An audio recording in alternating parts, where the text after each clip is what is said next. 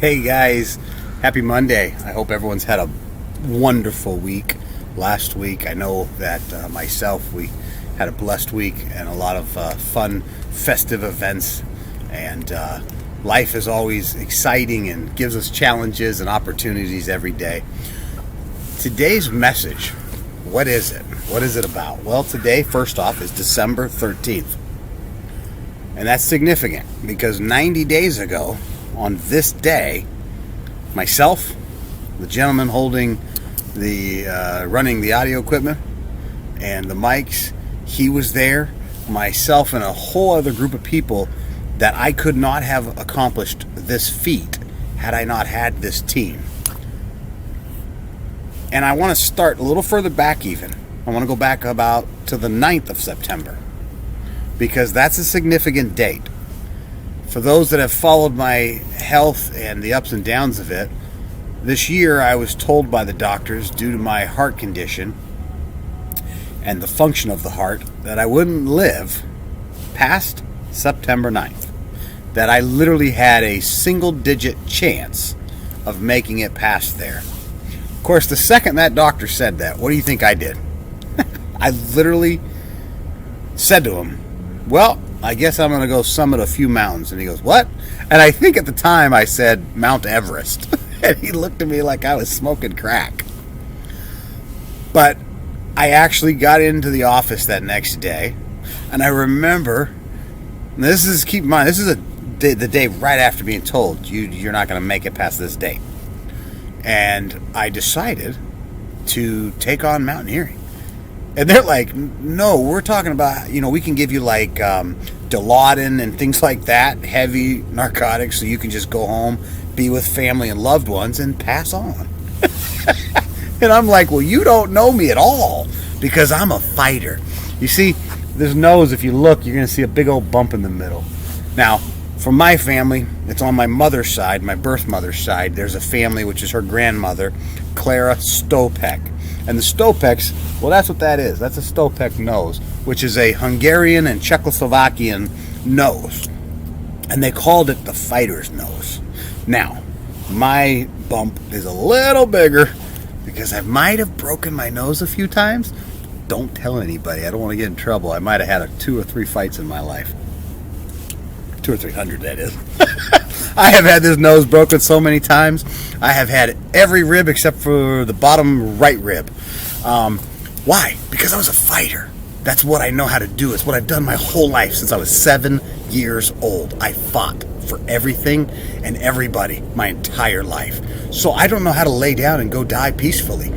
I'll die someday. I don't think I can't die. I don't want people to think that. I just know if I do die, or I should say when I die, it's going to be fighting. It won't be sitting in a bed crying going, oh, more Dilaudid. No.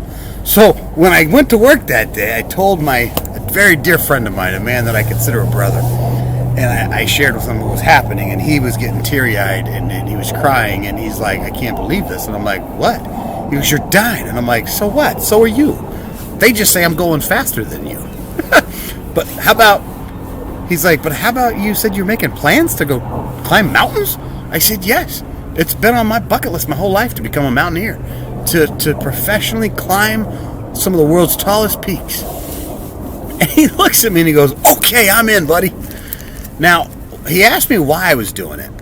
Like, what's the purpose? Was it just to climb a mountain? No. Most mountaineers will tell you, and I don't consider myself a mountaineer, but I love climbing, and I do it all the time. So many people will say, that the men and women that we go hiking with are mountaineers in training. I don't care how many years of experience that I'm going to have. I probably never really call myself a mountaineer because there are many men and women who have really, truly pioneered that field. And I don't want to take credit away from those kind of people who have summited Mount Everest and things like that with no oxygen. Now, that's a true mountaineer. But what was interesting is the second the doctors said you're going to die, I decided to go climb Mount Rainier. And they're like, what? And I'm like, that's right. I'm gonna do something to shock my body. I'm not going to just go silently into the night. So they tell me I'm going to die. What do I tell them? I respond with, so I'm going to go out there and work my tail off. I'm going to climb all these mountains And in doing so, I'm going to beat this thing. And that was my plan. So the mountain climbing was to push my body to the extreme. Now, a lot of my friends know me and know that I do things like that. Now, the interesting thing is that when they heard, they're like, no, you should really go home. You push your body too much. Well, I've went back to all those friends that made those concerns and voiced those concerns. And here's the funny thing. On September 13th, which was approximately 4 days after my death date, I summited Mt St Helens. And that was the tallest mountain that I had summited up until that point. And so on the 13th, 90 days ago, after spending a total of 14 hours to get up Mt St Helens and back down, I accomplished that feat only 4 days after being told I was going to be dead. Now, I'm not taking credit. I had an amazing team of mountaineers taking and pushing me and, come on, man, you can do it. And they were trying to inspire, and they were trying to go ahead and encourage us to keep going. And then we had some really experienced mountaineers up there who actually do summit mountains like Mount Rainier every single summer, okay? But here's what's interesting. Everyone else said I should have been dead. The doctor said I should have been dead. So why didn't I die? Well, I'll tell you, my own personal belief. It just wasn't my time. But had I sat on the couch, taken the Dilaudid like the doctors wanted me to, I guarantee you I'd have been dead. I wouldn't have made it. And so what's interesting when you think about that is that in life, you can lay down and give up the fight. Just like when I had cancer or the heart attacks or the strokes, some of the people that had the same heart attacks, the same kind of strokes that I had, never made it back from rehab. How did I make it back? How am I walking? How am I talking? I had to learn how to talk, not one time, but 2 times. I had 2 massive strokes, and I had to learn how to re-talk each time. I had to learn how to walk again. I had to learn how to do all of that. So 90 days ago, I got to the top of the summit. And I'll never forget it. There's a picture of me, and I'll probably post it on this on the page today. But there was a picture of me, and I fell down.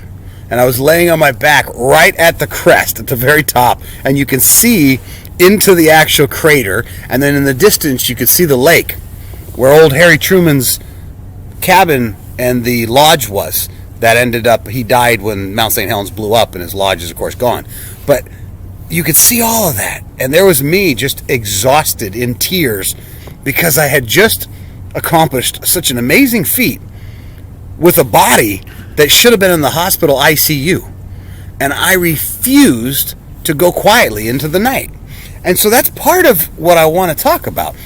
I want to explain how you really have 2 things in life that you can do. You can go silently into the night when they tell you you have breast cancer. When they tell you that my mom, when they first said she had breast cancer, I remember that. I got in the car, I drove all the way up to Maine, and I said, okay, well, let's go. Let's fight. We got to fight. And she's like, what? And I'm like, come on, Mom. You're not going to survive cancer unless you fight. You got to get your fists out. You got to get your fighting position, and you got to do everything you got. You got to take the medicines. You got to go to the doctors. You got to have prayer teams praying for you. You got to do all of it. And you have to fight like mad. And she beat the 1 round of cancer, and then it came back again, and she beat it again. And the kind of cancer she has, it usually only lasts about 2 years. She fought for 6 years before she finally died. So what's interesting about that is the doctors were shocked that she lived 6 years. I know some people are like, yeah, but you still lost your mom. You're right, I did. But by her fighting, she was able to see my youngest son be born. She was able to fly out here, which, by the way, my mother never flew. She didn't even fly for her birth children, let alone her husband. She just didn't fly. But she flew out to see me, and she flew out to see my baby born and to dedicate him. And that's something my mom cherished for the last remainder of her life, that she fought to see her last few grandkids birthed and dedicated. And so my point to you about the whole thing 90 days ago is you have mountains in your life right now. I know I get a lot of calls and emails from you guys saying, you know, you don't understand, I'm broke, I'm battling, trying to figure out how to pay the bills, my wife and me have only, so much money, the kids are costing us this, the job's not looking like it's stable, I don't know what to do. You fight, you keep going. When I first started off in my life as a married couple, let me tell you what, I had 3 jobs working 20 hours a day between the 3 jobs. I only slept for 4 hours. And you might say, well, that's crazy. And I remember the day I became a multimillionaire in California, the first time it happened. Everybody kept coming up to me going, you know, of course they all want a loan, right? They're like, hey, can I get some money from you? Yeah, no, go get it yourself. But here's the interesting thing. Nobody wants to do what it takes to become the millionaire, but everybody wants to be the millionaire. Listen to that statement. Everybody wants the money and they want what the millionaire has, but nobody wants to go work 20 hours a day for a couple years. It's like when I lost 280 pounds. Everybody wants to lose weight. Guess what? It's simple, yet it's the hardest thing you'll ever do. See, I lost 280 pounds, and it is simple, but it's the hardest thing I ever did up until that time. But you don't lose it because it's easy. You lose it because you're dedicated to fight. What are you willing to fight for? You know, what is it in your life that is so important to you that you have to accomplish? Is it a divorce you're going through and you want to somehow salvage it? Is it your kids? Is it a relationship with a long-lost son or a long-lost daughter that maybe there's bad blood between you guys? I don't know. Maybe it is a death in the family or an ailment. There's something in your life that you're going through. And if you're not, guess what? I hate to tell you this, to be the bearer of bad news, but bad times come to all of us. And if you think the rest of your life's going to be a gravy train, well, I'm sorry to tell you, it's going to get worse. It has its ups and it has its downs. So there's beautiful things that occur, but then there's a lot of sad moments. And what's interesting about the volcano we climbed is this beautiful mountain, and I think I can't remember the exact number, but I think it's 8,000 and some odd hundred feet that it's the mountain's summit now.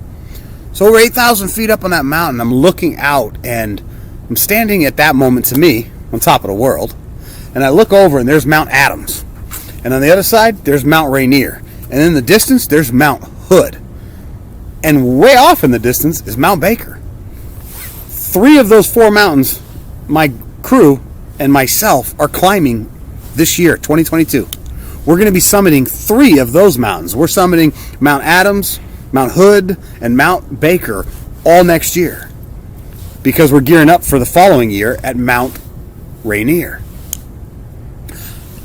But I'm on top of the mountain. I'm looking at these 4 other mountains in my life that we're going to be climbing.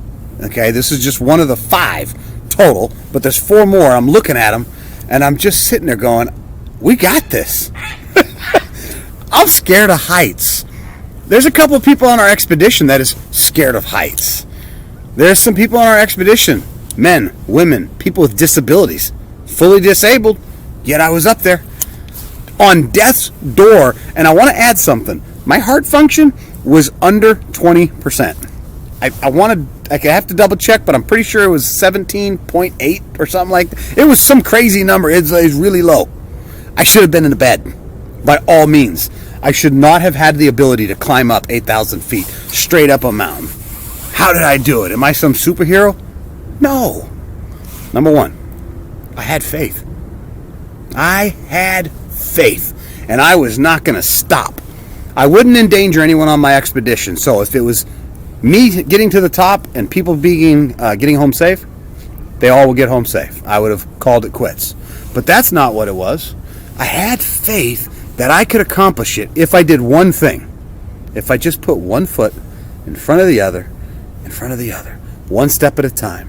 And as you walk up these mountains, there's a technique, actually. There's a lot of different techniques, but one of them is you take one step, one breath. One step, one breath. And guess what? You can do one step. You might say, I can't do 8,000 feet up. Yeah, you can, because you can do one step. I'm scared of heights. So am I. So was a couple people on the expedition. But we as a group said, we're going to have faith that we can accomplish this. And we're not doing this just to climb the mountain. Part of it, of climbing, is about pushing yourself, right? Seeing what you can do. This isn't about me breaking some record for anyone else. Climbing a mountain is about myself, learning who I am, what I can do, where my limits are. and then trying to better myself, right? But on this trip at Mt St Helens, it had nothing to do with that. I had a business relationship with a company that we were doing business with, and they love hiking, so all of us were on this trip together. And here's what was so amazing, is when you get to that top, you think you're done, right? You're all excited. That's just half the trip. As I said to my cameraman, he's shaking his head. We ain't done. I remember that. If you see any of the pictures and you see a guy wearing a red hat, but it was an actual lady's hat, that's my nephew. He was up there wearing that hat. He's like, that trip took 14 hours. It did. And coming down is more dangerous than going up. And so this entire trip was titled #Live Positive Expedition, because I refuse to live the negative life of a doctor telling me I'm going to die. I listen to one person and one person only on when it is my time to go. And I want you to know who that person is. It's not me. It's not my camera guy. It's not my board of directors. It's not my company I own. It's not my other company I own. It's not those board of directors. It's not my parents. It's God. God will tell me when it's time. And when it's my time, it's time. And that's okay. I don't worry about those things. But here's what I do. I don't lay down and just say, all right, I'm done. Because if I want to throw the towel in, I promise you, had I done what the doctor said, go home, take the Dilaudid, enjoy your family for the next 60 to 90 days, and enjoy this last few months of life, I would have died. If you know me, you know I can't be a caged animal. To put me in a kennel would be the worst thing you could do. And to me, a hospital room, an ICU unit, a bed, that's a kennel. That's a cage. And this lion, he likes to get out and roar. And I like to play around in the mountains and see what other lions and tigers and bears are out there. Oh my. Because life is exciting. And I want you to live it to the fullest. But to do that, you need big dreams. I have a saying I coined and copyrighted. Dream a dream so big that your failure becomes a success. What does that mean? Dream a dream so big that in failing, you succeed. See, originally I was actually trying to lose 350 pounds. I was 450 pounds, folks. The technical body mass that I'm supposed to be is like 158 pounds or something. So I was on the mission to lose all of that weight, 350. I failed. But I didn't get to 350. But I got to 280, 279, 280. Not bad, right? I failed, but I succeeded. I remember when I first opened that company and I was like, I'm going to make $10 million this year. Yeah, I didn't do it. I didn't get to 5. I didn't get to 4. I didn't get to 3, 2. I didn't even get to 1 million. But I got $500,000. Not bad for a kid that started a company with, I think, $100 to my name and a dream. Okay? Faith is critical. We have to believe. And it's Christmas time, and we're seeing movies all over the place about little children believing in Santa Claus. And I love Santa Claus. I think the story of Saint Nick is one of the greatest stories ever told. And a lot of my Christian friends, well, they don't like how I tell the version of Christmas because they want to just focus on the religious aspect. I love God, but we have a great point to be made on December 25th, which is real simple. Once a year, there's a day called Christmas. And if you ever drive around this Christmas, as you do your business throughout the day, maybe you got to run to the store, or maybe you got to go do something, get some gas, or whatever it is you're doing. You're driving to a relative's house. Watch how much nicer people are. Did you ever notice that? They drive nicer on the freeway. People cut you off. They literally will pull. I've seen it. I've seen it on Thanksgiving. A guy cut me off, and he pulled over, slowed down, and then waved like, I'm so sorry. And I'm like, wow. No one ever does that anymore. And it made me do the same thing, because that same day I cut somebody off. You guys all know I love to drive the speed limit, right? Well, I cut a guy off that day. And I did the same thing because I was like, oh man, it's Thanksgiving. You can't be rude and just cut somebody off. So I pulled back, did the same thing. Sorry. He smiled and waved back. That happens on specific days of the year, and Christmas is one of those days. And so you'll see movies about keep Christmas spirit in your heart all year long. Well, that's great to say. But the people in life who are going to succeed in 2022, they're going to live that principle every day. Right now, we're wrapping up 2021. What a year. What a roller coaster. You know, for some people, I go to a lot of different people, but I got to be honest with you. My camera guy's with me a lot, and you've all met him before on the camera. He, a couple times, wanted to take his life. Previously, not last year. Previously. Now this kid has a future. And I say kid, he's in his 20s. I shouldn't call him a kid. But this man has a future because TCI saw a person and said, this person is crying out for help. And we're going to help them. We're going to meet the need. See, a lot of other churches, what they like to do, and you're talking to a fourth generational preacher whose daddy literally built the 3 largest churches in America. Okay, so I understand church building, but let me tell you something. Your church building and all the money you put into it, my buddy's building a church right now, it's $7 million and they ain't got the money and it's going to be like a 3-year project. That's great and dandy that they're going to have a beautiful building, but what does that building do? And what is the church? Because it ain't God. I can tell you that right now. It's a building. That's all it is. And I looked at my friend who's a pastor and I said, let me ask you a question real quick while you're building this huge building. What was the cathedral that Jesus built? I forgot. What's the name of that? Oh, that's right. He didn't. And here's why. He focused on the people. And that's what Christmas we need to do, guys. We need to focus on the people. Not the gifts, not the church services, not a building. We need to focus on the true gift, which is you and me loving people at the place they're at without expectations. You've heard me talk many times about managed expectations. If you think you're going to get a big bonus and it doesn't come, you are going to be gravely saddened. If you think your children are going to do their chores and they don't do it, you are going to be disappointed. If your wife doesn't clean the house the way you wanted it, or your husband doesn't do the chores the way you wanted it, or whatever it is, it's called managed expectations. Well, guess what? I have managed expectations that you are going to succeed. Now, it's up to you. What you do with that is yours.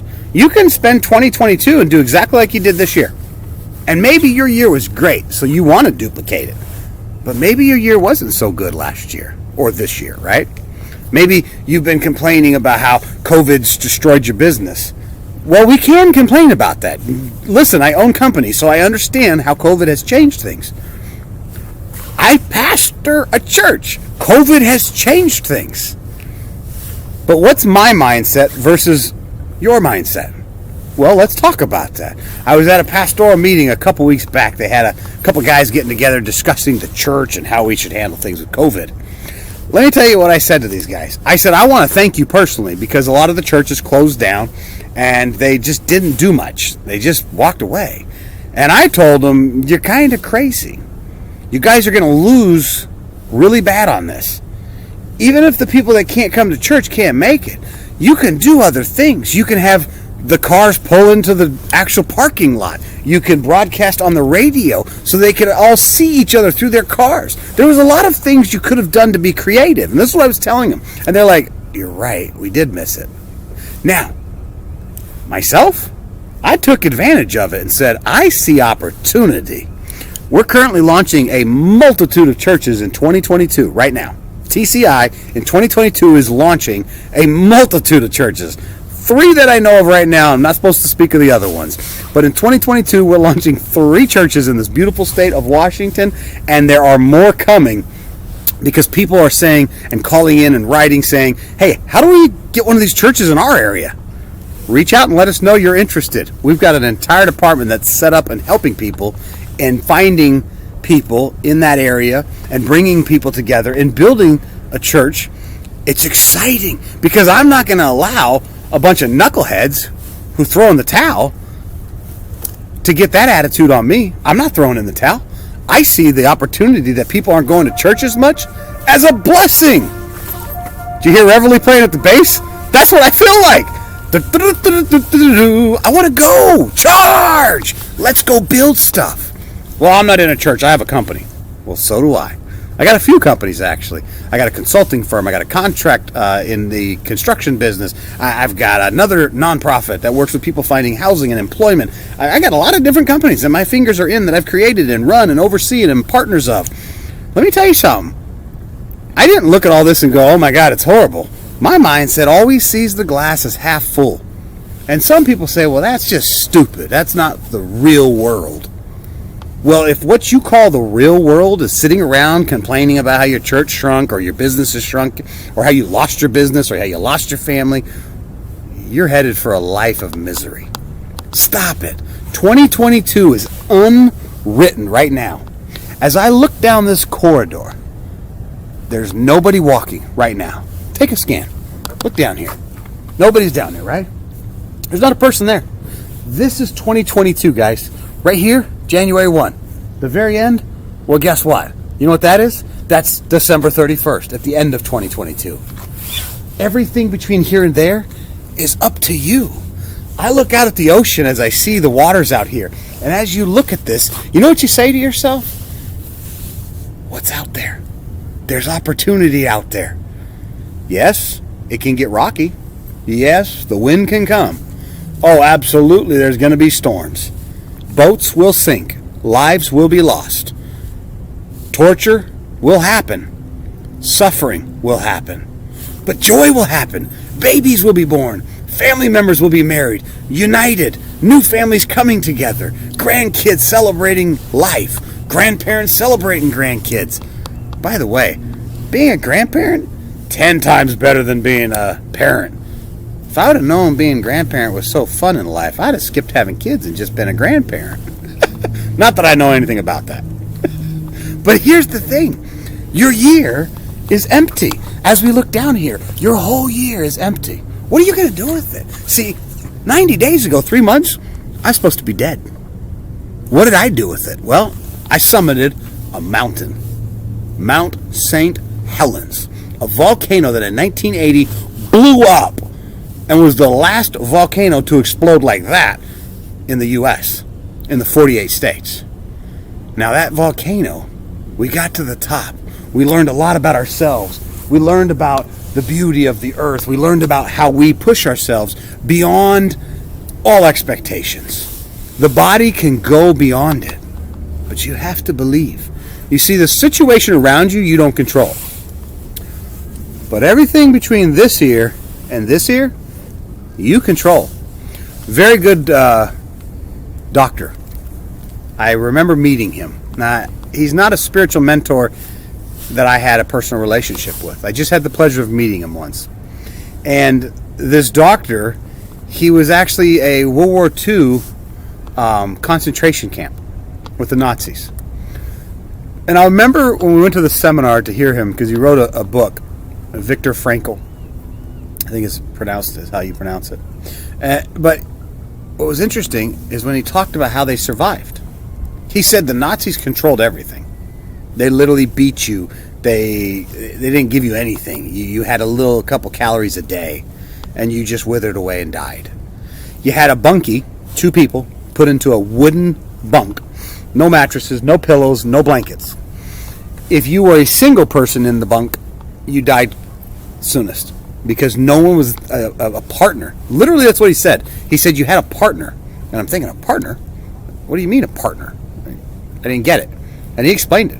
He said you needed a partner to hold you at night, and you held them so that you 2 buddies could be warm because you had no blanket. You got sores, and you needed a partner to clean your bed sores, to clean your sores, or they turned into real bad gangrene and you died.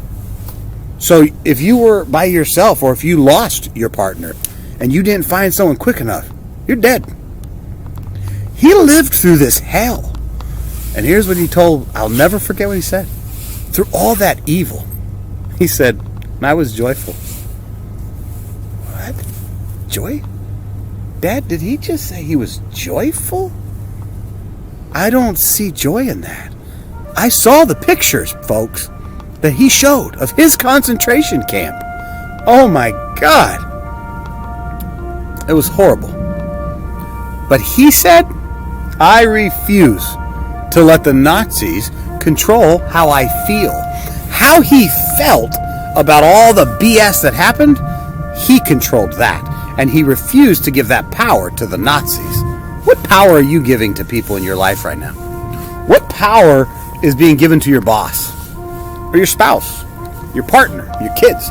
What power are you giving away over your life? Take it back. Listen, people control where you can go, when you can go. The police tell you how fast to drive on the freeway. Not that some of us listen. The city will tell you when a park's closed. Your parents tell you when to come home. You know, your job tells you when to show up and when to leave. You're always being told what to do, and that is always going to be that way. But how you feel about it in your mind, your attitude, only you determine that. So when they told me I was going to die, you know what I did? I smiled and said, let's go climb a mountain. That's what I said. So what are you going to do with it? Only 10% of life is what happens to you. When that doctor said you're dead, you know what I said? Well, good. That's only 10% of life. 90% of it is what I'm going to do with it. And guess what I'm going to do with it? I'm going to live it to the fullest. And I'm going to fight to beat this thing. And I'm going to climb up a mountain. And they thought I was nuts. Cool. And 90 days ago, she said cool. And 90 days ago, we summited St. Helens. And we did the unthinkable. And I say we. I did not do this without the team. We made it. I was one of the last ones to get up to that top. They were all up there before me. Faster, quicker, more efficient, know how to climb better, have experience more than I do. But it didn't matter. I had sheer determination, and I had faith. I believe. I believe just like the little kid believes in Santa coming down that chimney. I believe that we as a world can make a better world. I believe that people like me who used to take baseball bats and break knees to get someone to pay the bill. I believe if they can take a person like me, and I say they, meaning the deity, the divine, all of our ancestors who have gone before us, the cloud of witnesses that are all around us at all times, if they can help me become a good person, my God, anybody can do it. See, I have faith that in 2022, we're going to change the world and show people how to love. True love. Unconditional love. Because at TCI, we love all people, of all faiths, of all orientations, of all sizes and shapes, even knuckleheads like me. Hopefully someone there loves me. But I want you to know I love you. I want you to know you are special. Let us spend the next few weeks as we wrap our year up thinking of this, thinking of how we can learn from this year. So write down what you did wrong and what you did right. Let's try to figure out how to not do the things we did wrong in 2022, and let's see how we can continue the success of what we did right. And as we go down here and we look down this road and we're walking down this path in January, now we're into February, guess what? That whole path, it's unlimited. Anything is yours. You want to be on television, become an actor? Go do it. You want to go out and start a company? What's stopping you? Well, I don't have money and I don't have time. I didn't have money and I didn't have time either, folks. There's never going to be enough money and there's never going to be enough time. Stop making excuses. Start finding solutions. I don't know the word I can't. It doesn't exist. If you ask me to define the word I can't, or the two words that I can't put together, I don't know what it means, because I will never allow this mind and in this heart to hear those words. Even if it's something that I can't do, like I can't go to the moon. Really? No. If I really want to get there, there's a way. It might cost me $5-6 billion to get one of them ships and pay the government to take me. Okay, so I need to earn $5-6 billion and go up to the moon. Everything is possible if we can believe. And if we dream big enough, even when we fail, guess what? You will succeed. I love you guys. God loves you. You know the drill. Live positive. But listen, as you're going out this week, I want you to be looking down the corridor of 2022. I want you to see your future starting January 1 right here. And at the very end over there by the boat at the end of the pier, I want you to see December 31st. And I want you to plan your year. Here's my start and here's where I'm going to finish. And let's make that dream at the end bigger than you've ever dreamed. You want to open up a store? Start dreaming about 5 stores. You want to start a church? Start dreaming about 10 churches. You want to go ahead and change the world through helping fight cancer? Let's do it. Let's have fundraisers. Let's go out there and see what we can do, because I know that 2022 is a year of possibilities. I'll be talking to you about what I believe the year is going to bring for TCI and what our future is. But I want your future. And that's what matters to us at TCI. We don't care about buildings. We don't care about the finest, church. We don't care about the fancy cars. We don't care about all those things. Here's what we care about. You. You are the church. So when someone says, so you pastor a church, I take that serious, because I do. And I care about each person. Buildings come, buildings go. Cathedrals come, and cathedrals go. But you know what stays? God. She's always here. She's always holding my hand. Every year starts right here. And every year I aim down there at the biggest goal I can. So big that I can't miss it, right? And she walks with me. And she talks with me. And she says to me, hey, you got this. You're going to make it down there. And at nighttime it gets dark. Sometimes those lights, they go out. So it might get scary. That's okay. Take a deep breath. Center yourself. Know that we are here for you. But know that you got this. God is in you. The deity, the divine, is in you.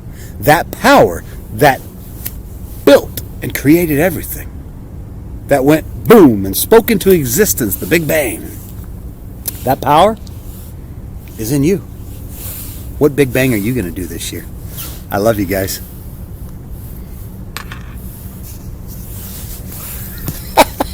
That's